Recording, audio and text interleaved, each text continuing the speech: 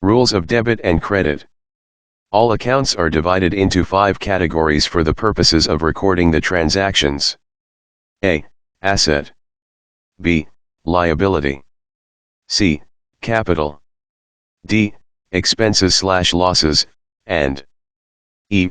Revenues/gains. 2 fundamental rules are followed to record the changes in these accounts. 1. For recording changes in assets/expenses, losses. I. Increase in asset is debited, and decrease in asset is credited. 2. Increase in expenses/losses is debited, and decrease in expenses/losses is credited. 2. For recording changes in liabilities and capital/revenues, gains. I.